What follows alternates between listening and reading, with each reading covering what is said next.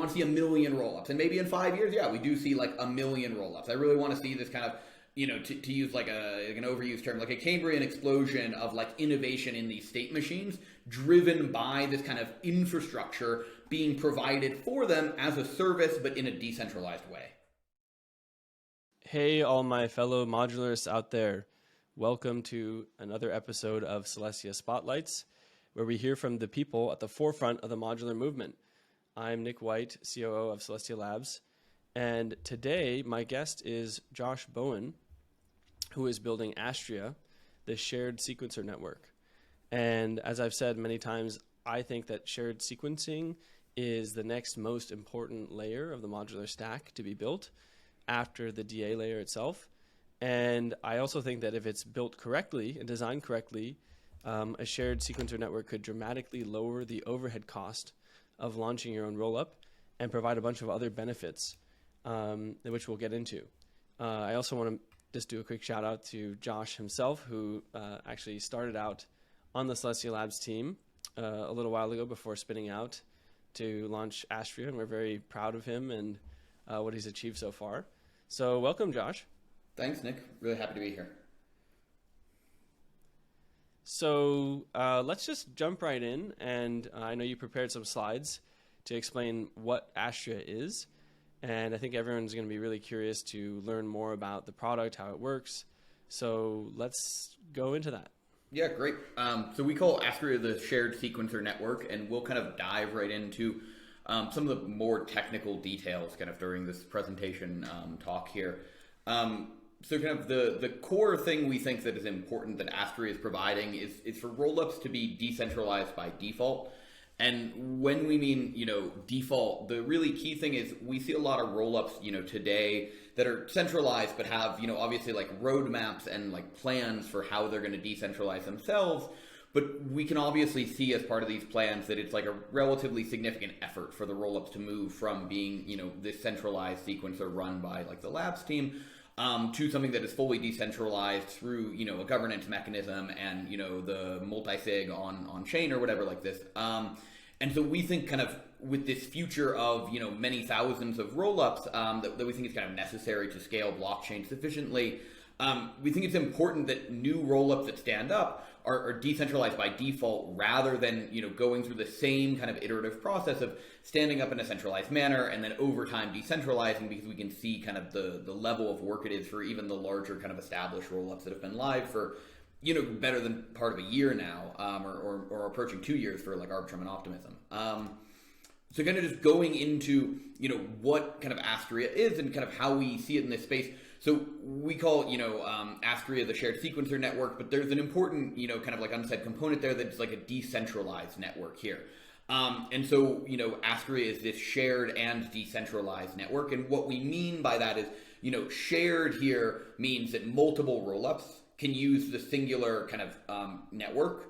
And then when we say decentralized, it's really this concept of kind of leader rotation or leader selection, similar to any kind of existing layer 1 blockchain, wherein there isn't a single actor that is responsible for proposing every single block across all time. We think it's important for, censorship resistance and liveness guarantees to have a decentralized set of block proposers. And the way you accomplish this is a very similar structure to what you do with, existing layer 1 networks that have this kind of leader rotation mechanism. Going kind of more into detail, I guess, on what it is to be, when we say like a sequencer, like what is a sequencer here? We really think it's useful to kind of break down, the flow of transactions through a blockchain or like a rollup, more generally, into the components that actually happen, right? So if you're a user of, a rollup or even, an L1, when you create a transaction, you're going to submit it into what's called, mempool or a transaction pool, right? And this mempool is this kind of peer-to-peer network of nodes that are all kind of sharing a view of these transactions, but the transactions are unordered relative to each other. They're all just kind of sitting in this pool. And then there's this phase where you actually order the transactions, and this is what we consider a block, right? You have this block, and fundamentally, the distinction going from a mempool to a block is a step of ordering the transactions relative to each other from this pool of all available transactions. And then there's this third phase that right now is kind of bundled into the ordering step, but that's execution. And the execution is what actually happens when you apply a state transition function over this, existing ordered blocks. And there is, a state machine, like the Ethereum virtual machine, is defined by being able to take a prior, state of the database, take an ordered block as an input, apply that state transition function, and you generate a new state database, like a new state in time, right? And a state root alongside that. And that's actually, that state root is what is kind of the key component of the header that is shared to like light clients, whether those wallets or bridges. So I guess going kind of forward again into kind of like, this is, the kind of core diagram and comparison. We use it kind of a high level here that was shared in like our blog post. You can see the comparison on the left where we have these independent and centralized sequencers. This is kind of the standard for rollups today. Users will send their transactions to the sequencer for a given rollup. That rollup is responsible for doing both the kind of production of the block, or the ordering of that block, and the execution of it. And at this phase, they give this user this kind of soft commitment, but it is fundamentally like a trusted commitment, right? You're just the user getting this kind of response from, Optimism or Arbitrum is assuming that the sequencer, that's like a single entity, is being like truthful here. And then the sequencers are also responsible for, bundling or batching or whatever terminology you want to use, and submitting the contents of this block to a data availability layer, whether that's, something like Celestia, or, with existing rollups using, Ethereum L1 kind of call data as their data availability layer. We're obviously paper overing some details of kind of like, execution and like the specific, fraud proof or zero knowledge proof mechanisms, but we're trying to look at kind of a high level flow of data here. What we see as like a better kind of system using a decentralized and shared sequencer here is that users submit their transactions to the shared sequencer, and the shared sequencer is responsible for performing the ordering of blocks for multiple rollups at a given time. And then you have the shared sequencer, again, kind of providing this soft commitment to end users and saying, hey, here is, my ordering of the blocks. And this is, I guess it's given to the rollups and thus the users. But you can also have this shared sequencer be responsible for writing all the data to the data availability layer. So you have this singular batch that is composed of transactions that have a kind of defined ordering for multiple rollups, and you write that as kind of one, batch to the data availability layer. And we consider that data availability layer giving what we consider like a hard or like a firm commitment, right? I think in Optimism's terminology, I think this is considered safe or final. I'm not sure exactly which terminology is, but there's a phase where you go from this statement of like the sequencer is giving you a guarantee over the ordering to the data availability layer has accepted and kind of produced a block on top of that ordering, is giving you its own kind of commitment over that. And we fundamentally see this as like a more optimal system, and we can go in more depth here into why we think this is like truly like a better kind of structured system here. I think the key thing, and this is going to be kind of in the weeds here to kind of move on here, right, is getting into kind of like MEV. So a lot of the kind of what we presented on that last slide is kind of intentionally a bit high level here. We're not covering the details of exactly what is happening. And when we dive into this, really we get into, what is called like the MEV supply chain. So, this diagram here was taken from the post from, I think, last May by the Flashbots team. And this kind of demonstrates, when you as a user are creating a transaction, what is the flow of this transaction through this whole system, right? And so, all the way on the left, we have the user, and they're going to kind of sign this transaction. Fundamentally, the transaction is expressing some kind of intent. And again, we're not going to get into the weeds of like intent-based programming and various kind of ways around that, but what you're saying is, in say a peer-to-peer sense, you're saying, I want to send, money from, this individual to like this individual, right? And I am allowed to kind of approve that transaction by way of having, the private key to sign those funds. More commonly, this might be something like using, a Uniswap contract on chain and saying, I want to swap, token A for token B. And then the wallet is kind of responsible, I guess, for taking the user's, I guess like intent in like an abstract sense, right? And creating this transaction, doing the signing of that process. And then this transaction is sent, what's not kind of, stated here because it's complicated to structure these, is this transaction is going into a mempool, whether that is a private mempool or a public mempool. So what we saw on the previous slide is that there's this phase of going from a mempool to an ordered block, and there's actually a couple of steps in between there when we get into kind of nitty-gritty of what we see as this kind of proposer-builder separation order flow. And when this transaction goes in the mempool, that is where it becomes accessible to searchers. And searchers are responsible for looking at transaction in the mempool and essentially extracting MEV or finding, what they're searching for, right, is these MEV opportunities. And that MEV opportunities is kind of where the ordering of transactions relative to each other, and this could be literally, one transaction relative to another, or, 3 transactions. This is where you get things like front running, you get back running, you get sandwiches. These searchers are, looking for context in these transactions that can be valuable, and therefore they're trying to extract that value. So this transaction at this phase is going into a mempool. The searcher will then create what is called a bundle, and a bundle is just a set of transactions, but specifically with metadata applied such that the transactions within the bundle are ordered relative to each other. And then there's another phase, and that is the building phase. And what this builder does, the builder is responsible for receiving like a large quantity of these bundles, and then saying, okay, based on the bundles I have, what is the optimal block to build? And then the builder is then responsible for kind of sending this block to a validator, or in kind of the modern sense, this would be considered a proposer, and we prefer the terminology proposer because specifically we're not doing validation. But the kind of core thing kind of throughout this whole flow is that all of this is relative to ordering of the transactions. Again, this block here is just like an ordered set of transactions. And I think it might be kind of, too in the weeds to go into kind of like all the economic reasoning why we have this kind of separation of, actors in the system that do this phase.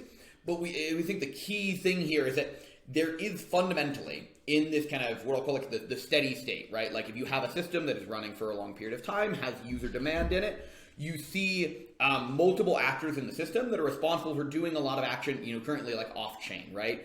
Where the searchers find these MEV opportunities, and the builders construct the blocks, and the validators or the proposers, fundamentally what they're trending towards is being this very intentionally naive actor, wherein they are given this right just by the structural elements of how leader-based blockchains work and produce blocks, that they are allowed to kind of pick what is the next valid block in the chain, obviously within the bounds of the state transition function of that chain. And what they actually are incentivized to do is to sell that right to the highest bidder, because it's fundamentally a specialized activity to construct these optimal blocks. This building step is actually relatively like high demand from like a computational perspective. So this is what we see as MEV supply chain, and we'll go into kind of how we see the MEV supply chain applying to existing rollups, and then how we see it kind of applying to a shared sequencer network here. So we go into, this is our, again, relatively simplified view of what is an existing rollups kind of MEV supply chain state, right? You have this user on the left, they're going to talk to an RPC node, whether this is, right now, I think Infura, Alchemy, etc., are running nodes for, things like Optimism and Arbitrum. You could also, submit directly to like Optimism and Arbitrum here, but they're going to check their transaction. This is essentially, where the wallet phase would be. It's going from user to intent to transaction, check that transaction against the RPC. And this RPC is then going to send what is in Eastland termed like a pending transaction. And that's going to go into the rollups mempool here. And that is where searchers are going to pull from the rollup mempool. They're going to create these bundles. They're going to submit those bundles to the builders. The builder is going to create blocks, and those blocks are going to go to the proposer for the rollup. That proposer rollup is going to do 2 things. It's going to give a soft commitment when it picks a block. It's going to give a soft commitment of that block back to the rollup RPC. And, again, these could be, strictly like the same actors, but it's going to get back to that user's RPC so that user can get this soft commitment here. It's also going to submit a batch to the data availability layer. When that batch is kind of accepted, the rollup will get this firm commitment from the data availability layer. So this is how we see kind of the existing state of rollup, like MEV supply chain. And really, it's MEV supply chain, but this is overall what we see. It's just like transactional supply chain. Like this is a flow of it's order flow. If we kind of, go into how we see like a shared sequencer, fundamentally the kind of structure here looks relatively similar. Where again, we see a user, and this is where we're kind of going into more details from our kind of higher level diagram before. The user is actually still doing this, we're calling the check transaction phase, right? This is essentially like a signature check on the actual kind of transaction they're submitting to a given rollup. And that's happening at the rollup RPC node. But then the rollup, kind of instead of in the previous slide where it would submit it to the rollup specific mempool, it is sending it to the shared sequencer's mempool. And so this is, again, where the pending transactions happen. But a lot of the flow from here is actually relatively similar in that this single rollup use case, you still have a rollup RPC, gives a pending transaction to a mempool. That mempool is going to be looked at by searchers. Those searchers will create bundles. Those bundles will be passed to a builder or a set of builders. Those builders will then create blocks, and they will bid these blocks to the proposer. Kind of the key distinction here, right, is if we look at the shared sequencer, we've drawn it as a way to show there are multiple boxes here, actually.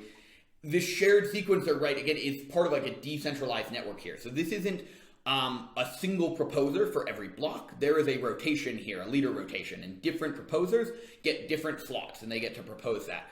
But fundamentally, they're still accepting blocks, and those blocks are still going to be kind of bid for, and then a soft commitment is passed to the rollup, and a batch is sent to the data availability layer, and you still get this firm commitment. So if we go and compare these kind of, next to each other, right, we can see that really structurally, the system isn't all that different when we have, one rollup here, right? The flow is still, kind of left to right, similar. We're really swapping out this rollup mempool here for the shared sequencer mempool, and this rollup proposer for the shared sequencer proposer, but all the rest of the flow is actually very similar. And so there's kind of a benefit here, even in the single sequencer case, and that is that, Astria, as kind of a project focusing on this shared sequencing component, and specifically providing that decentralization as a service to these rollups which utilize the shared sequencer, we're just kind of incentivized in like our product vision to, make this kind of, shared sequencing component decentralized from like day one. We don't intend to kind of have this iterative launch where we have, here's our centralized, block proposer here. No, we're going to be decentralized from like the day we go to like a public test net, from the day we go to any kind of like mainnet launch. And so we think that's, an important part of this. But really it gets more interesting when you look at having multiple rollups here, right? So if we go to the kind of single centralized sequencer case and we want to have two rollups, this is really what we're seeing today, right? We essentially duplicate the entire supply chain for both rollups. Whereas if I'm a user and I'm submitting a transaction to Optimism here, it flows through this kind of Optimism specific stack. Whereas if I'm submitting to, Arbitrum or something, this is going to submit through the Arbitrum specific stack. And what we end up seeing here is that for every rollup we add, we have a lot of duplicative work. Each rollup is kind of standing up everything that another rollup is, and they're not sharing resourcing here, right? They're sharing this data availability layer, but they're not sharing, this kind of proposer thing. And this is why, if we see Optimism, decentralize their sequencer prior to Arbitrum, that doesn't inherently save Arbitrum really that much work. Like they could borrow the design, they could maybe share some code, but fundamentally they're going to have to do the work of decentralizing that sequencer again. Whereas if we compare this to a multi-rollup, world using a shared sequencer, you have this user here, right? And they can submit their transactions to multiple different, rollup RPCs. But all of these rollups are then going to submit their pending transactions to the single shared sequencer mempool, right? And then this goes through kind of this middle section, right, is the same, right? It's shared between all of the rollups. And we think that's kind of the core benefit here, right? The searchers are feeding out of the same mempool. The builders are building, a single block that goes to the shared sequencer's proposer, right? This proposer, again, it's decentralized. We do think that's a huge benefit here, an important thing.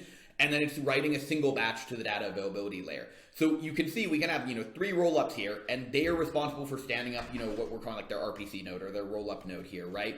But they can share all this resourcing. And so, if we add, many, many more rollups, whether it's dozens, hundreds, or thousands of them, it's still a much smaller amount of work than if we were building up this whole supply chain for every single rollup we stack on top.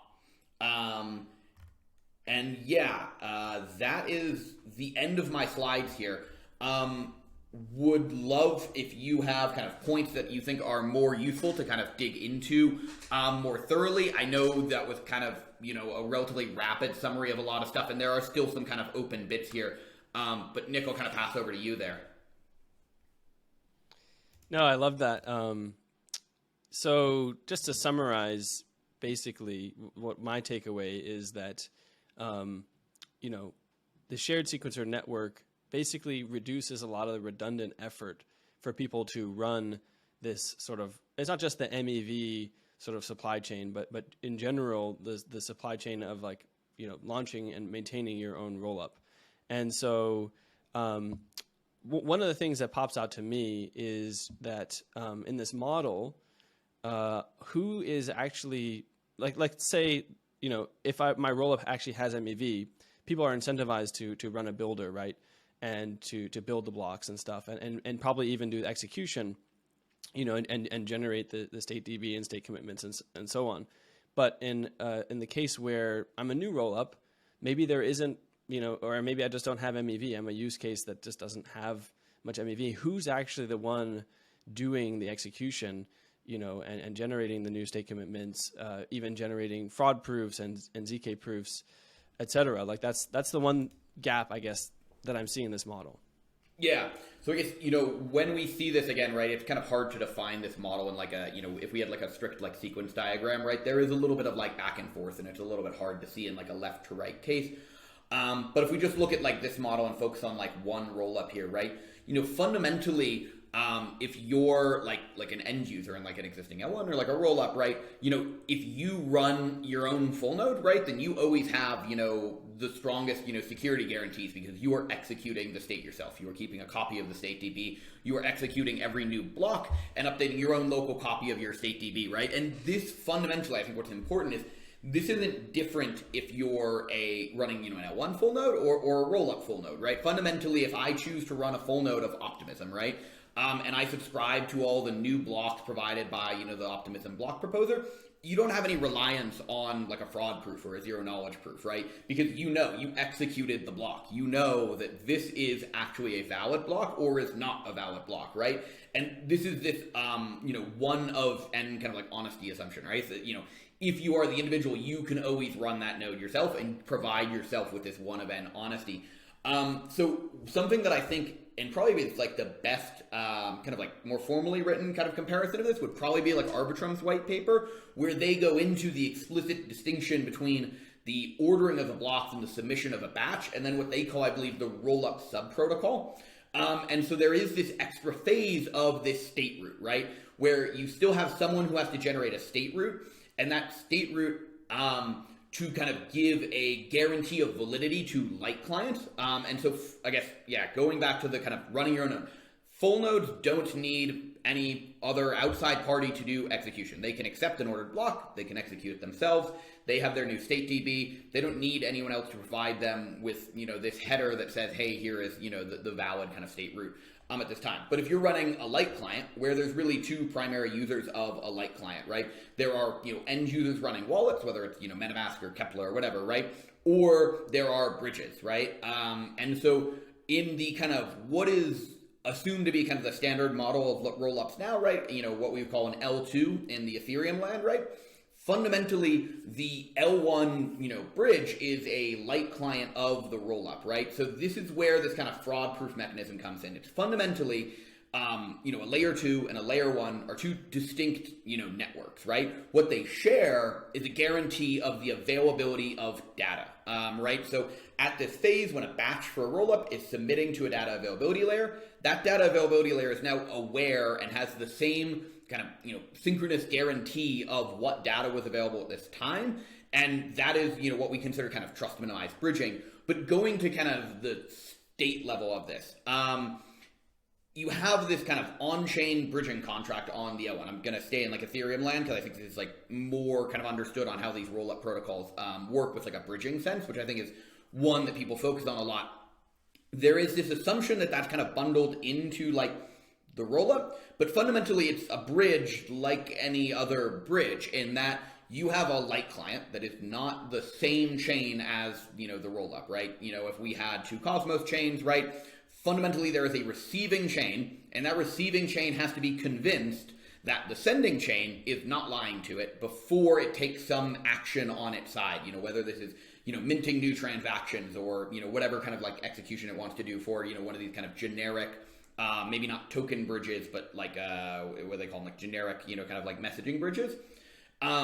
And so there is, in this rollup case, right, some party that we'll call the validator for this case, like the validating party that's responsible for submitting a state root and fundamentally attesting to what is a valid state root to a receiving side of the bridge, right? So again, Arbitrum actually fleshes this out quite well in that they have a set of validators that are currently whitelisted, right? And these are actors that are responsible for submitting new state roots to the on-chain contract on the receiving bridge. In this case, it's on the L1. This is, again, similar to how you would see like IBC, where if I have, a committee in IBC land, right, that is, doing, this kind of like signature aggregation, right, and it is sending this message to a receiving chain, fundamentally what that sending chain is doing is attesting to a given state root and then sending it to the receiving chain. So that's what we see. This in our model is this rollup, because the key thing is this sequencer, right, fundamentally is only doing the ordering. It's not doing the execution of the blocks. And so you do still need this, what we'll call like a validating node to actually do bridging. But we think it's important to note that that is not strictly kind of like I'll say like a necessary component of like being a rollup, right? In Celestia terminology, we have this concept of sovereign rollups. And sovereign rollups do not have these enshrined bridges with any given settlement layer, right? They define their own, destiny, their own definition of canonicity of the state of the rollup. And we kind of fundamentally view the kind of bridging concept as something that is separate, that is better. Trust minimized bridges are better than non-trust minimized bridges, right? But it's fundamentally separate from the rollup component. So maybe, is there a more specific kind of component of that that's like useful to dig into here? I know you mentioned, the fraud proofs or the ZK proofs and this kind of who is the actor doing this. But like at a high level, our view is that like, there's no reason that should only be done by a single actor. I think it was Kelvin from Optimism who had a good talk at East Global some number of weeks ago. That really kind of like dove into this, and then Packy McCormack had a follow-on blog post that kind of summarized kind of his view on that as well. But can go into details on kind of whatever is like useful here. Well, I think to summarize what you're saying is basically that Astria's function is very much sort of independent and agnostic to like whatever sort of like model the rollup builder chooses as far as like ensuring the validity or of like proving that the state root or like doing the execution essentially. And people there can either be support, it could be like a pessimistic rollup where it's like, oh, you either run a full node or, you have no guarantees, or it could be like, hey, you have to actually, someone is responsible for generating a ZK proof and ZK proving the validity. And so that makes sense to me. I think I was more commenting on the fact that of the developer experience, which is that, let's say I'm a developer, right? The goal, right, for all of this and for the modular stack is that to make it turnkey. So when I want to deploy a rollup, I just press a button and I don't have to, like, we want it to be as easy as deploying a smart contract where there's like basically no infrastructure required essentially. And I am seeing, for example, an RPC. So someone's probably going to be responsible for deploying and maintaining that RPC node. I think that's pretty easy. Like someone could build a service for that, but that RPC node is not the same thing as someone standing there and saying, I'm actually going to be responsible for generating and circulating fraud proofs, for example. So I guess I was thinking to myself, builders, if there's MEV or like people doing as part of the MEV pipeline might already be doing the execution, so they might fulfill that role out of the box. But if they aren't there, then like a rollup builder may have to actually say, hey, I'm going to run that service, internally, or maybe there's some way of incentivizing it. That's really what I was getting into. I don't want to go too much further on that, but if you have like a quick comment there, and then we can move on. Yeah, just touching on the really quick. Yeah, I think this kind of roll up RPC, right? Is a question of like who runs that, right? Like fundamentally, your roll up still has its own state transition function, right? Like what you define as like the state machine of your roll up, and someone still has to do that execution, as you noted, right? The builders are incentivized to do this execution. If there is MEV to be extracted, then they will do this simulation over one roll up or many roll ups, right, to find what is this kind of potentially multi-roll-up, optimal ordered block that like maximizes kind of their return there. But if you're, a new roll-up, right, and haven't kind of signaled or, kind of gotten support here, the thing that we think is very nice and kind of clean here that like this degrades or degenerates to kind of the current status quo, right, where you could say, okay, we are the roll-up development team. We're early. We're looking to kind of find product market fit or get adoption or whatever. And we're going to run this, roll-up RPC infrastructure ourselves.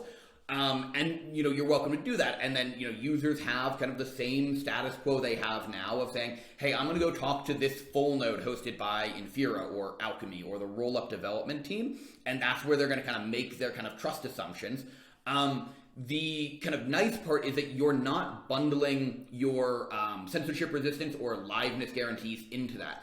Block production is fundamentally a distinct element of this system that is done by this existing decentralized network that you get to buy into, right? That's why we consider like decentralization as a service, right? Thinking about this off-the-shelf construction of a rollup, you want to be able to pick and choose these different kind of components to build up a system, right? So you say, okay, I'm going to go to Celestia, and I'm going to use Celestia for my data availability. And then I'm going to go to Astria, I'm going to use that for my block production, my shared sequencing. And then right now I'm going to choose to stand up my own rollup, and I'm going to run my RPC node, or I'm going to work with Infura or Alchemy or Pocket Network or something to stand up an RPC node. And then going into bridging, we think that will look kind of very similar to how we see bridging right now, where if you're a chain and you want to get kind of fast existing liquidity, you're probably going to negotiate with Layer 0 or Axelar or Wormhole or the Hyperlane guys, right? And you're going to tie into some existing liquidity network that will give you this kind of interoperability between these chains. But again, it's just another component you're able to get off the shelf, and you have a lot of optionality into that. And just one last bit, like long term, we also think this is what will happen on the zero knowledge proof side, right? We see the work happening with the Starkware guys on their Sharp shared prover, the Risk Zero guys with their Bonsai network are building up these networks to incentivize the computation, right? Because it's relatively expensive computationally to generate a zero knowledge proof.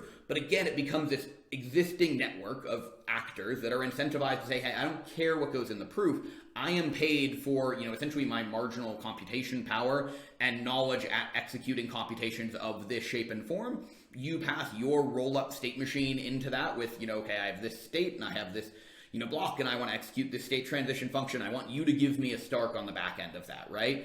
Again, it's just part of this kind of overall holistic system such that we really drop the effort of deploying a roll-up, as low as possible, similarly to how we think cloud services have allowed it to launch, a Web 2 kind of centralized application to a very low amount of effort. You don't need to call a co-location facility and go get a rack or whatever. You click 3 buttons, you deploy your app, it's live. We want roll-ups to have, the same space, and that really will open up, innovation, experimentation, and kind of, an abundance of kind of transaction throughput by building on these existing kind of, decentralized networks that build up this overall modular ecosystem. Yeah, absolutely. I'm also really excited by the fact that, people like Risk Zero and Starkware are building these sort of decentralized networks that provide these services that are going to be key components to the modular stack of deploying a rollup.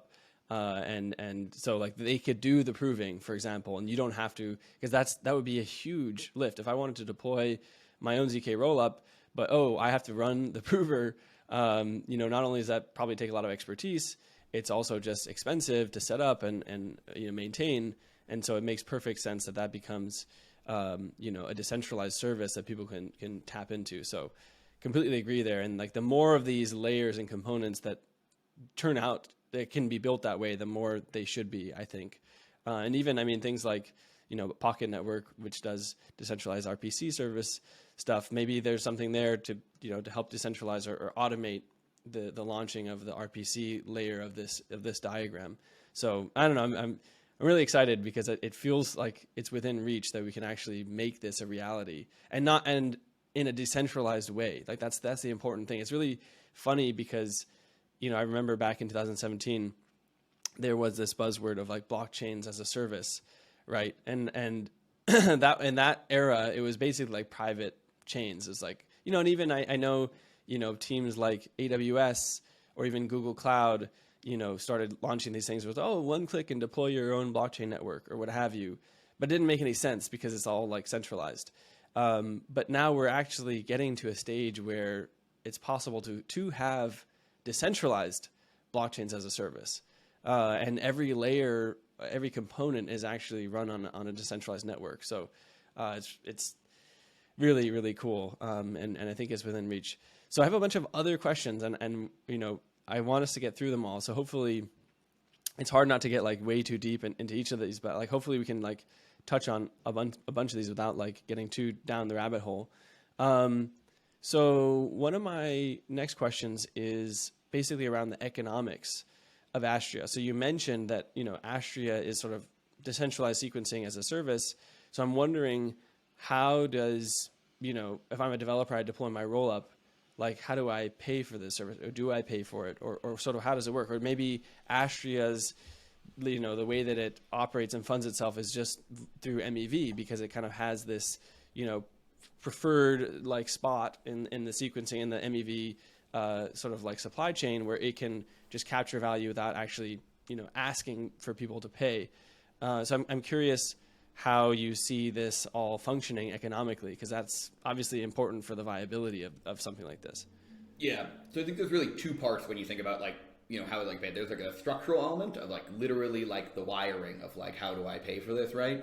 Or there's the economic element of it, and that is, based on the market structure of actors within the system, who is able to demand, a higher or price because they have kind of more dominant kind of competitive pressures. And one of the things we see, and why I think this kind of MEV supply chain is such like an interesting concept, especially in this kind of shared sequencer sense, and really especially in the sense of separating this ordering from the execution, we're leaving out one bit here, I guess I'll note, and that's that there's a relayer, and I'm going to try not to go too much in the weeds here, but fundamentally the thing that we're seeing in relayers right now is that a relayer is an actor, a relayer is a sidecar on top of a validator in like ETH-L1, right? And this relayer is responsible for accepting a large amount of traffic. It's relatively like a high bandwidth component. And then it's also responsible for checking the blocks that are received from the builders. So it's responsible for making sure they're valid before it sends them off to a proposer. And this is like a trusted party here, right? And again, I don't want to go too much in the weeds here.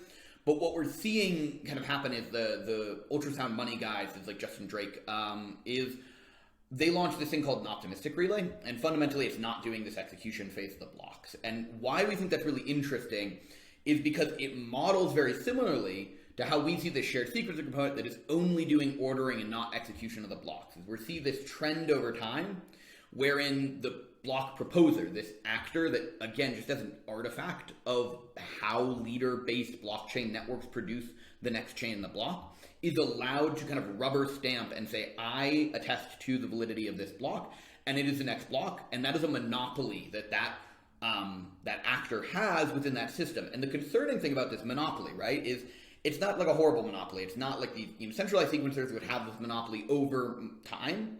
It has a monopoly for this given block, but a monopoly is still a very powerful force in like an economic system, right? It says, it can say, well, if no one pays me a valid price, then there's just no blocks this time, right? And what we see as kind of desirable is to drive the amount of value that this monopoly is able to extract out of this system as low as possible. There will always be this fundamental kind of value as being a monopoly, but what we want is we want to trend towards saying, like, there is this proposer, and it must exist as an artifact of how these leader-based systems work. This proposer doesn't do a lot of work right now, right? It just says, hey, I will accept whatever is the highest bid block that is sent to me. It's your job to tell me and determine what is the highest bid block, and I will just accept that. So we think that's like a role that we want to kind of minimize the value for. So like economically, that's kind of what we're trending towards. We see this as being beneficial in that, what we say is also that like we want rollups that utilize the shared sequencer to maintain their sovereignty. And what we mean by that is that it's very easy for them to leave the network. And the ways in which this is done is because the network is inherently a very simple component. What this shared sequencer network is doing is it's part of this, like the proof of stake leader selection based blockchain. It's just rubber stamping. It's saying someone else, these builders and then these searchers and the user at the end did effort to say, I either want a transaction in and I found valuable, economic ordering opportunities, and I did the simulation work of finding, how I could most optimally pack a block to kind of maximize the value of this block, the size of this block, given the gas limits. And they did work, right? And we want, the work that is done by this kind of monopolistic proposer component to be minimized and structured in such a way that you say, hey, we think this monopolistic actor is being rent extractive, right? They're just, abusing their position and maximizing the amount of rent they can take out of the system while minimizing the amount of work they do. We want to make it easy to say, hey, if that's the case, you should go use a different sequencer component, whether that's your own sequencer component or whether you stand up, through like hard forking or whatever, an alternative sequencing network. And this is enabled, again, because it's a very simple component, and really kind of going back to your point on, who's doing this kind of state validation, right, in this RPC node. The sequencer doesn't own the state of the rollup. The rollup, owns its own state database, right? And state is fundamentally the thing that is hard to fork. Whereas if you say, hey, we're going to pause the network and it's going to take us 30 minutes, we're going to be down for 30 minutes or whatever, right? You can do it, as a hot swap, but you just say, we're just going to readjust this one parameter and say, this is now the actor that we trust, whether it is a networked actor, as the canonical block production mechanism, right? And by making that very easy in our design, we think that minimizes the amount of rent that this proposer component will be able to extract from the system. Touching really briefly on kind of the wiring kind of system of this, fundamentally, this shared sequencer is a network, and as a network, right, this kind of decentralized Byzantine fault-tolerant network, we do need a Sybil resistance mechanism, right? And so I think a lot of times people kind of forget and have gotten in like a weird sense of like, tokenize, everything. That's not my personal view, right? It's the idea that these tokens exist as a fundamental requirement of running this Byzantine fault-tolerant decentralized network, whereas if you don't have some sense of metering in the network, you will get spam on the network. And so the existence of the token is because one of these networks needs to have this native kind of concept of metering access to the network. And this is fundamentally what like gas is for. Is you're saying, I want to use this network. It's providing me a service. In our case, it's giving you sequencing, and it's giving you decentralized sequencing, right? That is permissionless for any kind of rollup to choose to utilize and tie into its system. But it does require a token, I guess is what I'm saying. But a token in this kind of like, true sense of this kind of like commoditized element that is just like a measurement of like a unit of work essentially for the network to do. So combining those two things, I guess, it's maybe kind of beyond the scope here of kind of like, what happens at this user state, but touching briefly on this kind of MEV supply chain and some things we've heard around like ERC 4337 and other kinds of account abstraction style primitives, we think there's potential to see things like gasless transactions, at least abstracting away this proposer component through, searchers saying, hey, if you send your order flow here and I pick up your order flow, I am going to monetize that on my side, and I don't really need whatever your kind of base fee component is to kind of be able to monetize that. There's some kind of, again, this kind of Sybil base cost, right, in the network of the network costs this much computation that it'll use. And, the actors that are potentially kind of, comfortable paying that cost because they have other economic incentives are the searchers or these builders, and however they negotiate kind of their rates between them as, fundamentally kind of like intelligent actors in this system, right? They're non-naive actors. Again, that's not like a detailed answer. We're not kind of committed to one specific structure here, but that's roughly kind of the direction we're thinking this goes in. Thank you. Yeah, I am really glad to hear that you guys care a lot about the sovereignty of the rollups, because obviously that's something that Celestia believes in, and in general, I think the modular blockchain movement stands for is people and developers and communities who are running these rollups should have, the freedom of choice to do what they want. And if they were like, locked in to Astria or whatever, Astria had some kind of like control over their system, that would be very undesirable and problematic. So it's good to hear that you guys are not seeking that kind of outcome. And in terms of the account abstraction, I think that's going to be, it'll be really, really powerful to make it so that the user experience is as smooth as possible. And if there's like too many tokens, or like they have to think too much about payments, I feel like there's ways of internalizing the costs and abstracting it away from the end user. And so it's going to be interesting to see how this all plays out. Some other questions that this is like a last sort of technical question that I have. And we have a bunch more to cover, and we're running low on time, so hopefully we can go quickly on this. But like, I just want to hear quickly, I think really a lot about the developer experience. And at the end of the day, to me, the user of Astria or even Celestia is a developer. So why would if I want to deploy an application, right? Why would I choose to deploy on a shared sequencer network like Astria versus two other options? One, I could deploy a smart contract, on an existing sort of, general execution chain or rollup. Or B, I could actually launch a based rollup, meaning that in this diagram, you kind of merge the data availability layer with the shared sequencer proposer thing. And all of a sudden, you kind of eliminate the need for this shared sequencer interface between the rollup and the DA layer. So I'm curious, how do you see those two things? And that, I know that could be a big question, but hopefully, you can answer that without, in a shorter amount of time. I know it's like a huge topic though. Yeah, I mean, that's certainly like a huge question. It's like fundamentally asking, like, what is the like justification of, to some degree, like roll-ups, app-specific chains, various things. I'll touch on like the first one, right? It's like the smart contract versus like chain, right? And fundamentally, I guess in my mind, there's kind of like two good reasons maybe to do this, right? Like smart contracts are like fundamentally, I think they've provided an almost like unrealistic like quality of experience, right? Like I come from like a cloud background, right? So, working on like serverless things, right? And the idea is trying to abstract away infrastructure from like end users. And like the cloud is still like not there. You still have to kind of pretend there's like infrastructure somewhere, right? Whereas smart contracts with this network there, like you deploy a smart contract and it will run forever. And like, that's like an almost like unbelievable level of thing. The trade-off they've made fundamentally is like it's difficult to scale, right? Like these, the whole space we're in, right? Very hard to scale these singular networks, right?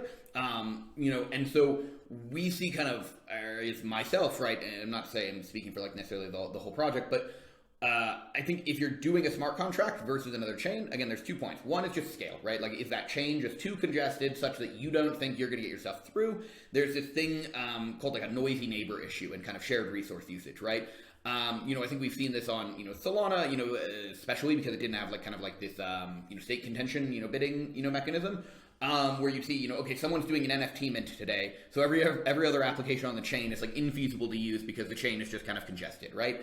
So there's use cases like that where you say, actually, I don't want to share the chain with those guys. I don't, work with them. I don't interoperate with them. I'd rather be over here in my own lane and not share resourcing with them because, sometimes when they're busy, I get a degraded quality of service. That's one of this kind of trade-offs of sharing fundamentally like state, right? There are ways to resolve that in these chains. Solana's made progress there. There's a lot of, research on Ethereum on kind of resolving these things with like fee markets and whatever. But fundamentally, there's like congestion, and standing up your own chain might be a way around that. There's also this question of like,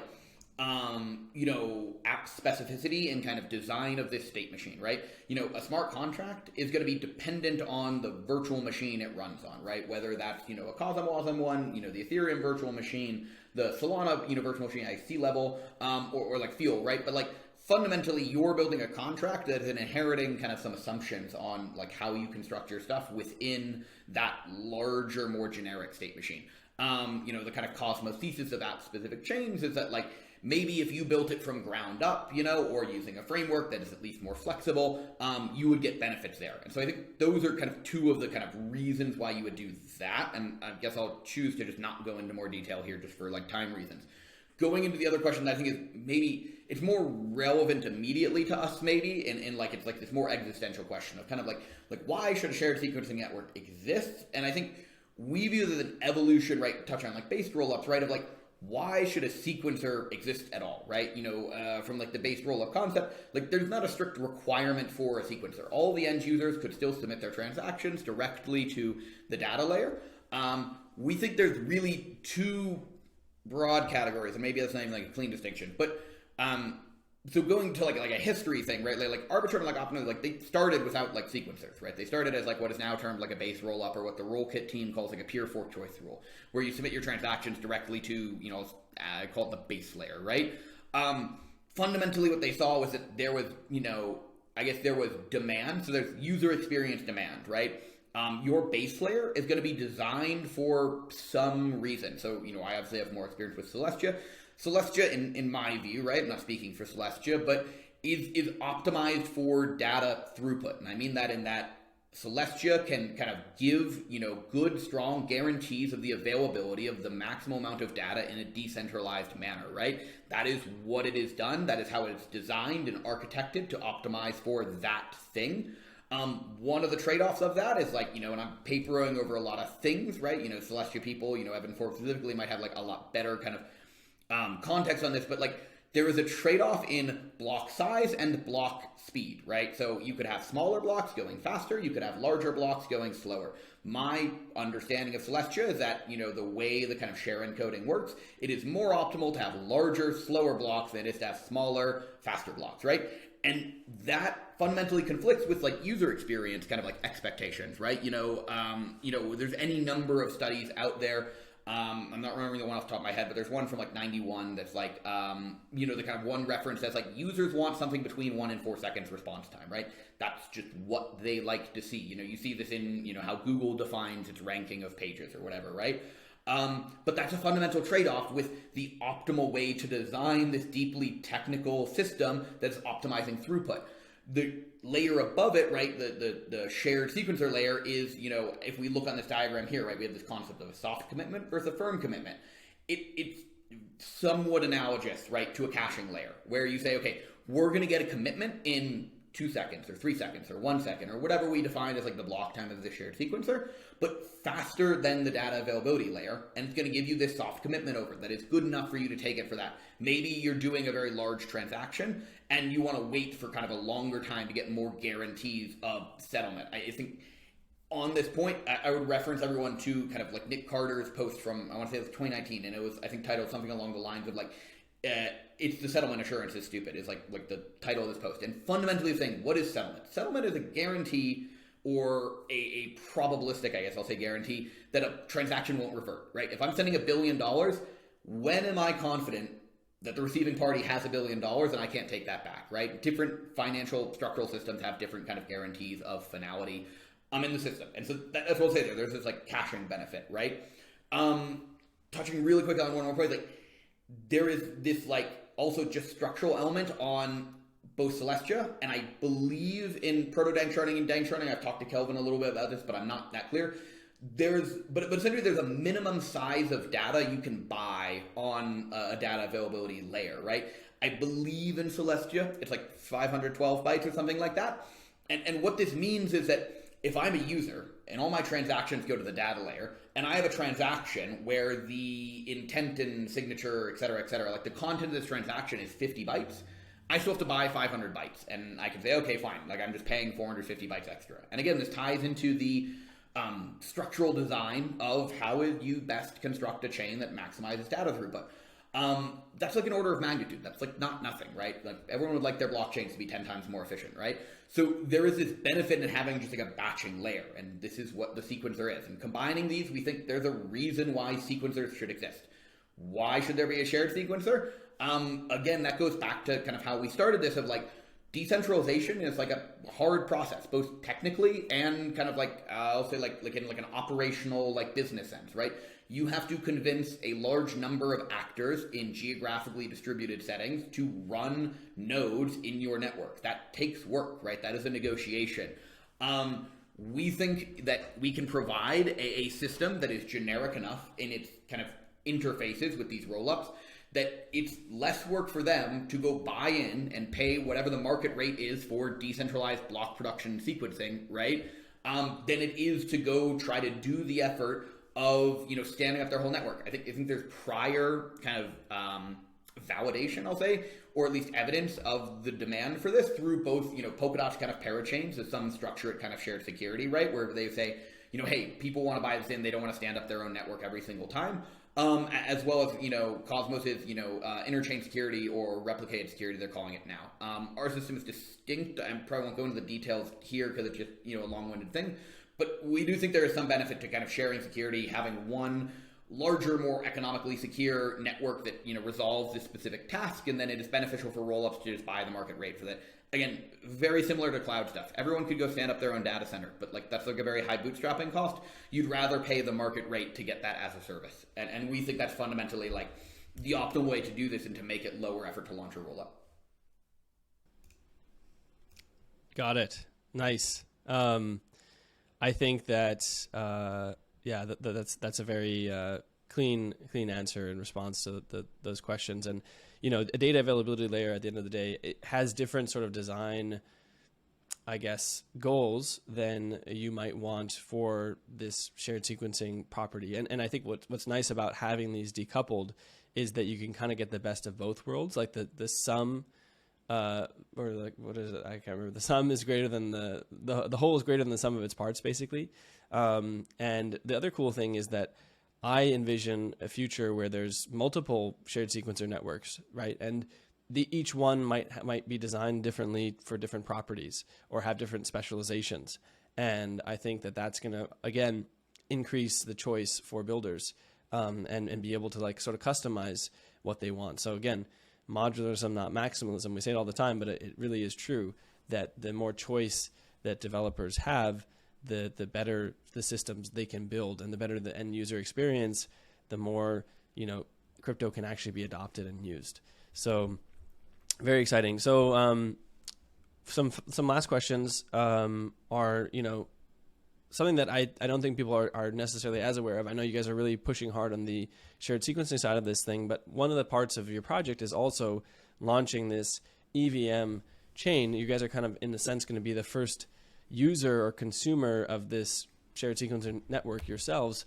So I want to hear a little bit about Astria EVM and your plans there. What's the ambitions for this EVM role? As far as I am aware, it's the first general purpose EVM chain or roll up to be launching on Celestia. So I think it has this kind of like, unique position potentially. So I want to hear more about, what you guys are going to be building. Yeah, so without going too deep in like the history here, but the origin of Astria, the project, was centered around like how do we deploy rollups generally on top of Celestia, and an EVM rollup specifically on top of Celestia. And the shared sequence layer came out of essentially just architectural designs for how to accomplish this. So there was always in our head like, okay, well, we're already pretty far down the path of like building an EVM or thinking about how to build an EVM here, right? So there's some path dependency to it. But also when we were building this EVM, we started building it, terming it like a settlement layer, right? And when we really looked at it from like a first principled approach, what we were thinking was like, what are we actually trying to do? And what we were trying to do is say, we're trying to make it the easiest possible to build rollups, because fundamentally I view competition as like the thing that is necessary to drive an ecosystem forward. You need someone saying, I am incentivized to do better than you. And if I do better than you, then you have to catch up, and then the ecosystem moves forward as a whole, right? So we were trying to say, how do we make it as low barrier entry for someone to build rollups as possible? And so we saw this EVM as this settlement layer, right? And then we thought, well, what is a settlement layer giving you? And what a settlement layer gives you really is like this opportunity, this place to do like bridging and kind of like really like liquidity, because blockchains are like fundamentally these financial elements, right? So liquidity pools somewhere, and it is this hub and spoke model of like liquidity within an ecosystem. But we also saw this need for us building the EVM and for other chains as well to get this ability to have this kind of sequencing, as a service, right? This like decentralized sequencing as a service. We needed that for our EVM, and we knew that other chains would have it. So that's why we're building this kind of two pillars of things. Is the EVM we see as this, I don't love the term, but like settlement layer, wherein other rollups can say, hey, I want to stand something up. I want to use a shared sequencer network, or not, but they want to stand something up within Celestia, and they want to get the benefits of this trust minimized bridging. We want to do, again, similar to the shared sequencer network, a lot of the legwork of establishing these relationships, whether it's with centralized exchanges, whether it's with other ecosystems through bridging. whether it's through with stablecoin issuers, and provide this kind of base level resources that will be desirable for other rollups that are just kind of fundamental, kind of like, like to Paul Graham, right? Like things that don't scale, right? Like everyone has to do it themselves, and we think we can do it and provide this kind of, this resource to other rollups within the ecosystem that is more beneficial. And then on one more point, right? I also think kind of the term, right, like eating your own dog food, right, is like extremely important. I've experienced the negatives of this, for years in my career, in the past at like GCP. I think one of the reasons GCP struggles is Google doesn't build on top of GCP, right? So what I mean is we want to build this EVM, and this EVM is building on top of the shared sequencer. What that means is if we want the EVM to be a good product, the shared sequencer has to be a good product for that. And this is a forcing function on making sure that we're building something that is actually desirable to other rollups in the ecosystem. If we just said, hey, here's the shared sequencer, we think it is good, and someone comes along and says, it's not that good, then like, okay, great, we have to go back to the drawing board, and we have this difficult iterative design process. If we say, we're building this, here is the component that's using it, if it's hard for that component to use it, we can know that kind of internally, and we can iterate more rapidly, kind of like as a project, to build like what we think is like a better solution for everyone. Yeah, I think that dog fooding is extremely important, and in some ways, something that we're excited, that you guys are also building on top of Celestia itself and giving us a lot of feedback. And same with other projects like RollKit or Sovereign Labs, and obviously we need to be credibly neutral, but like having users and sometimes being your first user is extremely valuable. I'm actually kind of surprised that Google doesn't even run on GCP. That's kind of a red flag to me. But yeah, in terms of, and this is something that people also get hung up on about Celestia is like, hey, there's no, settlement as part of the DA layer, because they come from an Ethereum mindset, an Ethereum model where, part of Ethereum is it has this enshrined settlement layer. And frankly, in our opinion, that's not something that belongs within the DA layer. The DA layer should be minimal and as basically, generalizable as possible. And when you add settlement, you're kind of making choices that like cause externalities for other people building on top of it. And so I expect, lots of, but at the same time, settlement is important. Those people are right. There is a need for this kind of function, but we just feel that it shouldn't be at the L1. And so I'm excited and glad to hear that you guys want to provide this to the ecosystem, because I do think it's very valuable to, have a liquidity hub or have exchange integrations or asset issuance, et cetera. This is a very fundamental like function that needs to be supplied to the broader modular ecosystem. And, some rollups also require a settlement layer, especially the EVM being probably the most commonly required one to do interactive verification games and actually verify their fraud proofs. So this is going to be, I'm really, really glad that this is also part of it. It's like two birds with one stone. You guys are doing the shared sequencing. You're also adding this settlement functionality to the ecosystem. So super stoked. Okay, now we just have a bunch of rapid fire questions, and you have to answer each one of these. It might be really hard, but try to answer each one of these in only 30 seconds. Okay, you ready? Yep. Will Astria support other DA layers or only just Celestia? Yeah, we plan to support other DA layers. We think structurally it's not like that difficult, but we're not doing that like at the start. There's varying things of like premature optimization is not the right thing, but like designing too generic of an interface from the start is just like more engineering work. So we do intend to theoretically support multiple DA layers, but like right now we're just building for Celestia because we want to build for one interface, and Celestia is also the one we have the most comfort level with. Yeah, and I was talking to Evan, one of the engineers who is, helped, I think, to inspire this shared sequencer vision.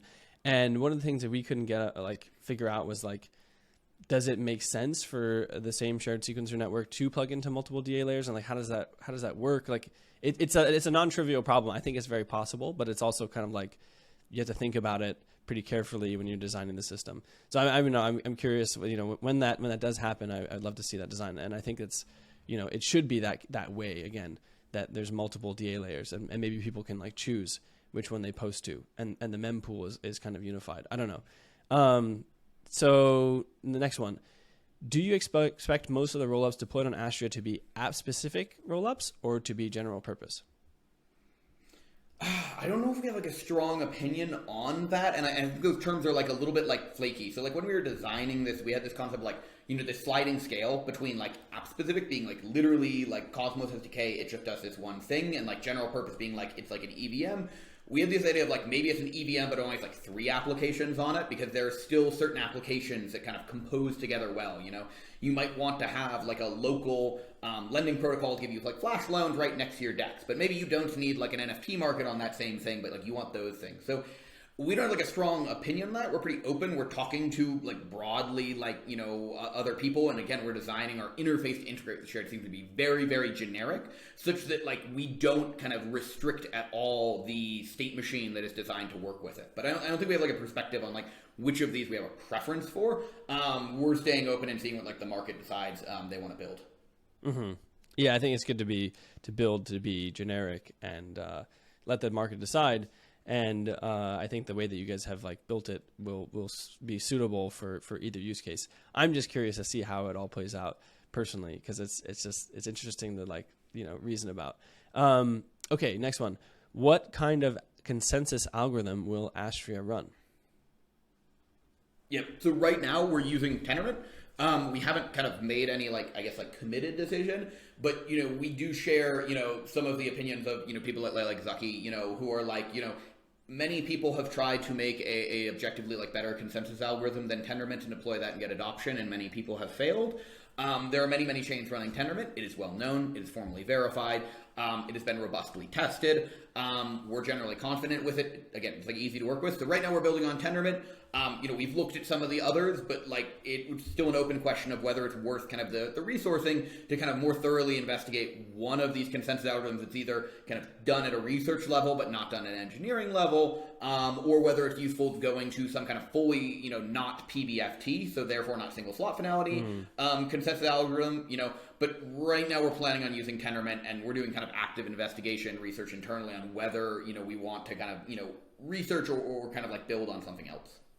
Yeah, I think that's a very practical approach. I mean, Tendermint is kind of the gold standard, and so it's a safe bet. Although I do feel like certain things, like people tend to complain about Tendermint's mempool and like certain things that are seem quite important to like a shared sequencer. And I just wonder. I think there's a whole realm, to explore different consensus mechanisms and with different trade-offs. But yeah, which one of them are really like production ready? I don't know. Maybe things like Bullshark and the things that like the Sui and Aptos people have built. I don't know. Anyway, that's interesting. We'll definitely go ahead. Yeah, it's really great. Like when we say like Tendermint, like it's more like Tendermint as like the kind of like, I don't know, like finality gadget or whatever, right? Like the Tendermint structure, the work, that like, Evan Forbes and others inside of Celestia have done to like, improve like the mempool inside of like Tendermint on their own like fork of like Celestia Core, right? Those are also things like we're looking at. So it's not saying like we're just going to use bog standard Tendermint, not change anything, but we think this kind of like Tendermint ecosystem, I guess more correctly, we're supposed to call it like Comet BFT now. Yeah, I was going to say. Is at least like a very strong candidate for like the optimal kind of like, maybe not optimal, but like it's good enough, and you're not going to necessarily dramatically, 10x improve your product by using something else, and you might 10x the amount of work you have to do. Yeah. I think Bucky, whenever he hears Tendermint, is like inside, like, I don't know, cringing. He's like, Comet BFT. Anyway. All right. 2 more questions. Will Astria improve cross-rollup composability? Yeah, so we think it will, and again, this is like a useful diagram to have, right? If you see multiple rollups submitting transactions to a shared, mempool, and then they get put in the same block, right? There is, a guarantee over the inclusion of those transactions, and they're ordering kind of like relative to each other, right? So you can guarantee that, these rollups are say, they're going to pull, the same block from the shared sequencer, they're going to pull their subset of that block that is their transaction, they're going to execute it. So we do think there's like kind of inclusion guarantees around that allow you to do some interesting kind of atomic things. What, and I wasn't going to go over 30 things, but what we want to be pretty explicit about is like, this isn't like some like holy grail of like, you're going to be able to do like a lock, mint, burn, 3-stage bridge in like a single block, because fundamentally you can't guarantee that a given rollup executed the block on the other side. So strictly you could do it. We don't believe it's not strictly safe to do so.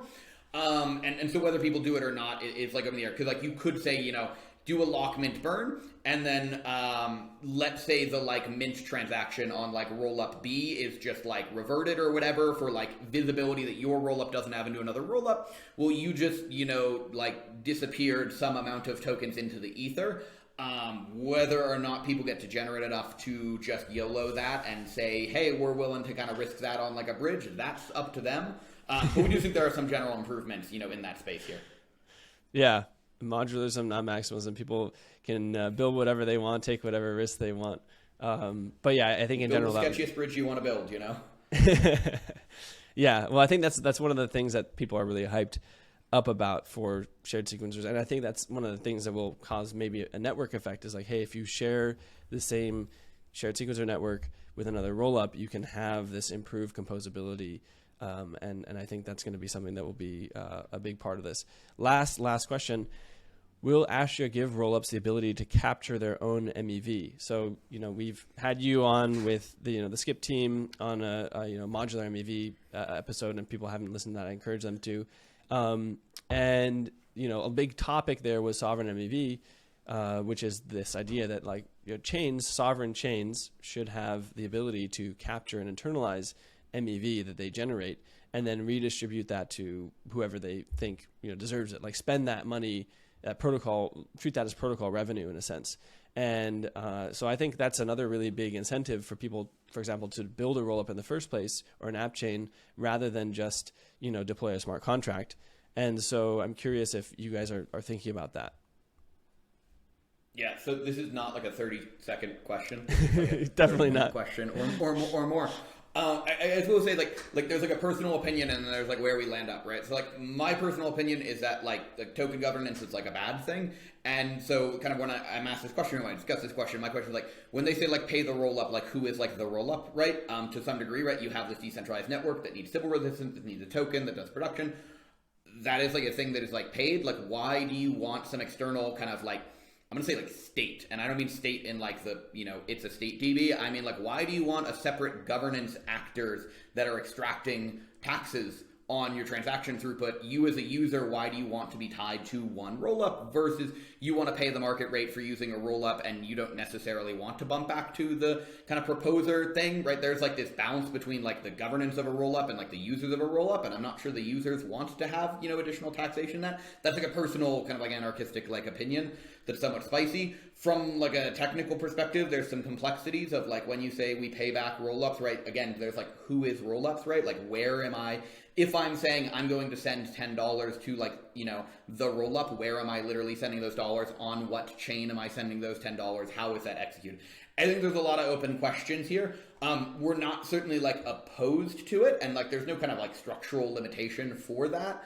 But I have somewhat biased opinions on whether or not that is a desirable thing for like end users. And one of our kind of views is that we want to reduce, again, the effort to stand up a rollup such that we don't necessarily think that like a rollup should be something that is able to extract like a large amount of rent from users of those rollups. Right now, it's a lot of work to stand up a rollup. If it becomes very little work to stand up a rollup, maybe those rollups portion of kind of, whatever like transaction throughput that they're returning back to them is very, very minimal. And maybe we end up in, again, an account abstraction style space similar to like, James Presswich's like MEV wallet stuff, where actually the revenue is going back to the users who are actually submitting the transactions for it, rather than having this kind of taxation in the system that says, hey, I'm a rollup and I'm just a bag of state with users on it, and I'm going to extract rent.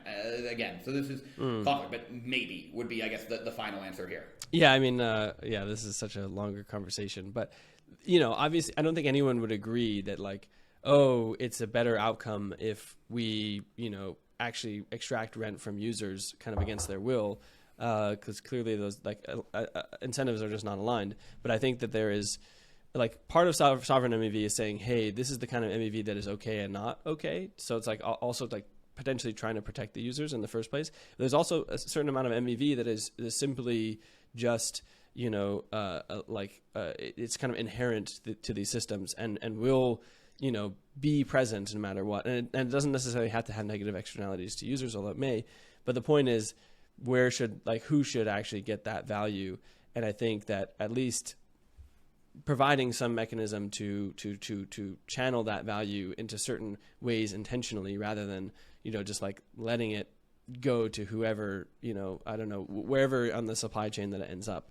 I think that's a very powerful idea. So anyway, okay, now we're going to start sort of wrapping up here. I want to hear, again, quickly, like, what is the vision for Astria 5 years from now if the project is successful? Like, what is Astria in 5 years? Yeah, so I mean, there's like a very like open question, right? Like a large question. I think there's like many things it could be, but like fundamentally what we want to see is we want to see like an abundant, like, I guess really like number of rollups, and really like what we want to see is like the blockchain industry, I'll use that broadly, right? As a whole move forward, right? When I'm asked like, why like blockchains, right? Like why it's like a useful thing, I say like, look, like the base case you can explain to anyone is I'm like, what if you had a system that could do financial transactions at a cheaper rate than Visa, and they were structured in such a way that they didn't want to take a 3% rate that Visa and MasterCard take, they wanted to take a 1.5% rate, right? So, and that all requires scaling, right? And so like in the back of my mind, that's always the goal, right? Is get the throughput high enough, whether that has to be across, 1,000 chains, 10,000 chains, or whether we figure out how to do it on 10 chains. I think we want to just get the throughput high enough that this system is valid, such that we can remove kind of these like rent extractive actors and cartels from like the overall system of like financial transactions. What we see Astria kind of playing into that, right?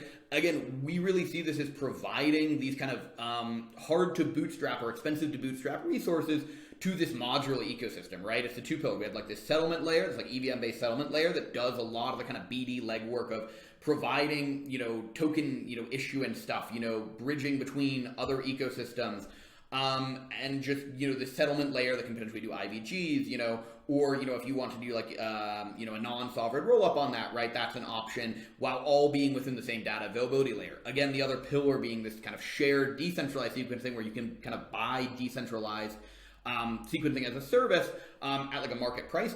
We all see this as driving many, many rollups. And the thing that I think is really valuable out of that is, going to kind of like the cloud case. And, my co-founder, Jordan had like a good kind of post on this. We see there being more experimentation in like applications. And when I say applications, that could either be smart contracts or that could be, state machines themselves.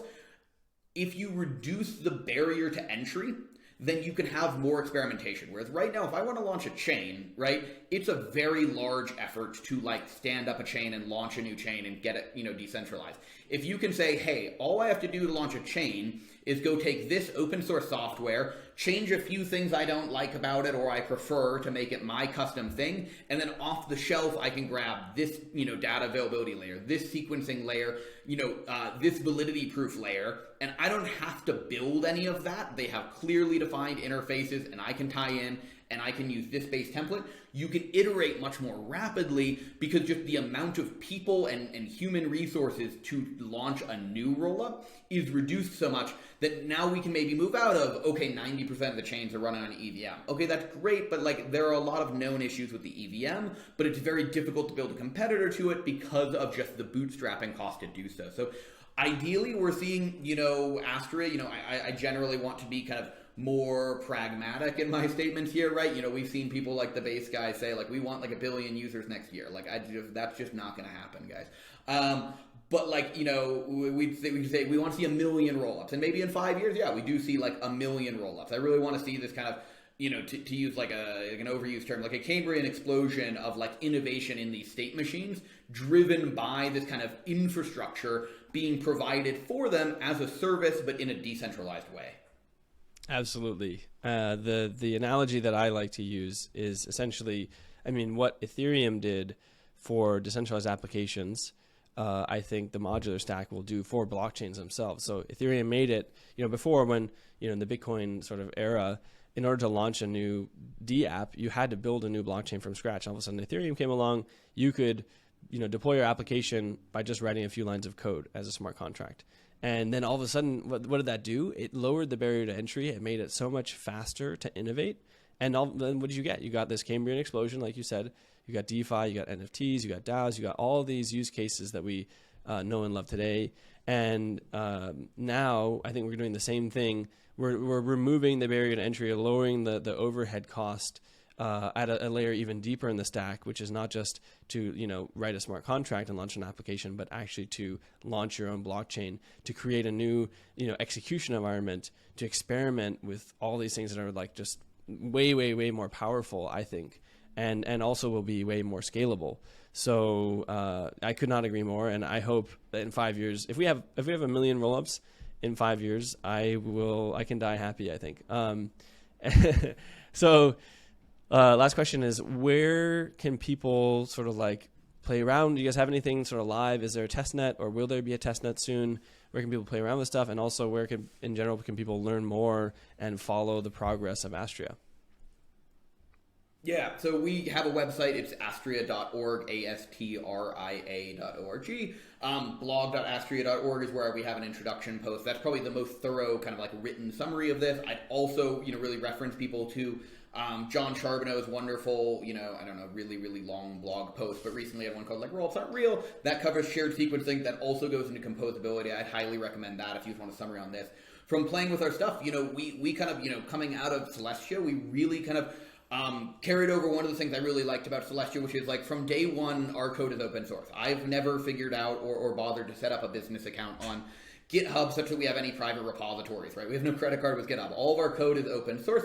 It is one of MIT or Apache 2 licenses. If you find a code base that is not, please ping us. Maybe don't harass our engineers too much, but we are working on getting something that is kind of, runnable on a dev's machine in some kind of like Docker or Kubernetes kind of cluster setup. We're hoping to have that done by, an overpromise here, but like end of this week, noting we're recording on, April 12th right now. So ideally, April, 14th, we have something out, or maybe next Monday. And then we hope to have something, for kind of like a trusted partner kind of, DevNet, testnet, whatever you want to call it, available in, coming weeks. If things go really well, maybe it's 2 weeks, maybe it's 3 weeks. So it's not quite like here's a public RPC yet, but we are very, very close to having something that we're comfortable kind of sharing publicly. And again, our code is all open source. You can go to github.com/astria.org. Just all one word, Astria.org. Poke at our code. Again, please be respectful of like the engineers and don't harass them a bunch. But we as open source, we welcome contributions. And if you want to go poke at it, you can go look in the repos there. Cool. And I'm glad you guys are building open source. And for people who don't know, Mustafa is a diehard open source person, obviously from his hacktivism days. And, even things like he basically refuses to use like almost anything that's not open source, including like he doesn't use Microsoft Office. He uses LibreOffice and stuff like that. And anyway, it cracks me up. I'm glad that you guys are carrying that on. Just the last thing before we go off, you guys are hiring, right? Are there any like open roles you guys are like, seeking to fill? Yeah, so right now, our team is, 9 people. We are hiring for, I guess the key roles would be, we're looking for like DevRel and solutions engineers people. We are always kind of looking for good software engineers. We don't feel like we absolutely need like a bunch more right now, but we are really always happy to kind of, accept kind of inbound interest and go through that. And we will reach out to people if we think they're really strong fit for this position. Our code base is, primarily Rust. We do have a bit of Go, basing that we're like, Tendermint. We have some Cosmos stuff in there. We're also looking for Solidity people, on this kind of solutions engineer front and just giving us some kind of Solidity expertise inside the org. We're also looking for, like a chief of staff, kind of head of operations role. And generally, if you think, this is a product that's really exciting to you, we welcome kind of like inbound interest. You can reach us at like contact@astria.org, or, reach out to us on, it's like that. That's like the best way to reach out. We also have on our website, there is like a jobs page on astria.org. Send inbound interest there. Follow us on Twitter, twitter.com/astria.org. Again, all one word. I'm Josh Bowen. I'm under JSkyBowen on Twitter. So reach out, if you're interested. We're always happy to kind of chat with people. Cool. Well, there you have it, guys. You're hearing from the man himself, Josh Bowen, about the future of decentralized sequencers at Astria, and we're definitely going to be following this closely. And I hope you guys, end up listening to a bunch of other interviews. I'm sure Josh is doing the tour right now, and there's a lot to absorb in this vision. I feel like we only scratched the surface. I wish we had more time. But thank you, Josh, for coming on, and we'll see you soon. Yeah, thanks, Nick. Thanks for taking the time.